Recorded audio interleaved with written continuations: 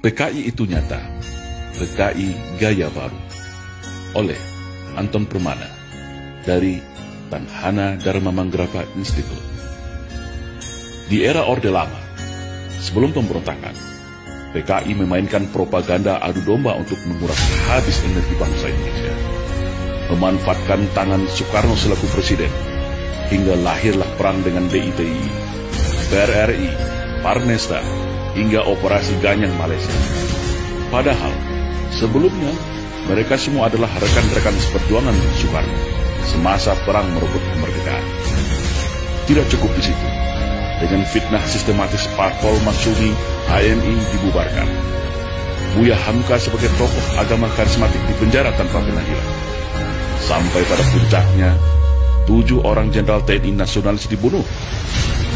Setelah clear semua, yaitu tokoh kelompok yang dianggap akan menjadi batu sandungan disikat, barulah PKI ini melakukan kudeta, mengganti ideologi negara Pancasila dengan komunisme, atau yang kita kenal dengan Gerakan 30 September. Namun alhamdulillah, semua bisa ditumpas dengan sigap atas kekompakan TNI bersama masyarakat dan ulama. Rakyat bersama TNI, ulama, kiai, santri, GP Ansor, PII, dan para pemuda mahasiswa nasionalis baik dari kami dan KAPI bersama-sama bahu-membahu menumpas PKI dimanapun mereka saat itu berada. Namun hari ini, mereka bangkit kembali dan sudah tampil di mana-mana. Tentu dengan persiapan yang lebih matang. Kegagalan 1926, 1948, dan 1965 akan mereka balas tuntas saat ini. Semua lini sudah mereka kuasai. Mulai dari istana, Senayan, aparat, media, pengusaha, hingga dukungan politik penuh dari Partai Komunis Cina, sebagaimana dulu di tahun 1965. Kekuatan utama yang dianggap ancaman sudah mereka eliminir. TNI sudah mereka lockdown melalui Undang-Undang Nomor 34 Tahun 2004 sehingga tidak berkutik lagi.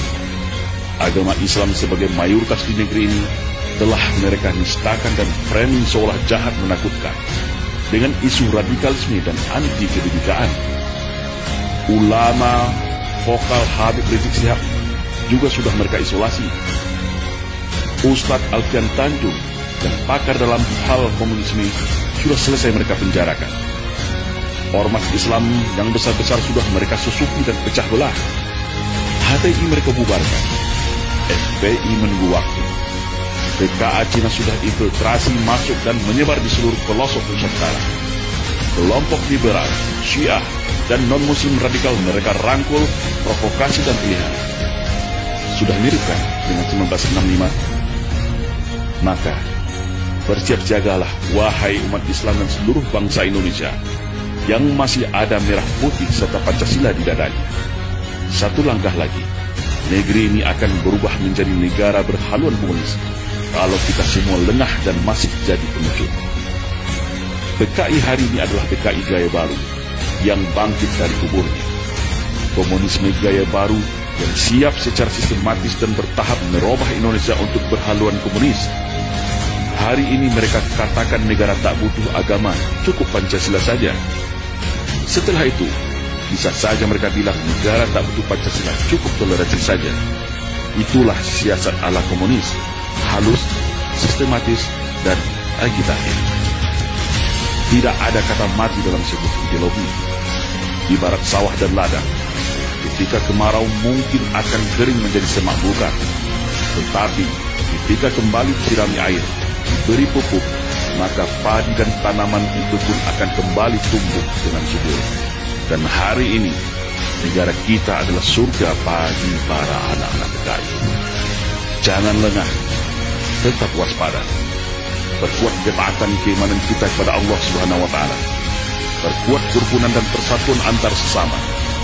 Karena ajaran komunisme tidak akan bisa hidup kalau rakyat Indonesia dekat dengan agama. Komunisme akan mati kalau kita sesama anak bangsa hidup rukun, saling toleransi, berdamai, dan bersatu tanpa membedakan sara. Karena fitnah adalah senjatanya PKI.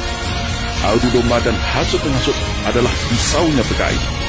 berbohong, menipu, berkamuflase, dan membolak-balikan fakta kebenaran adalah nafasnya PKI.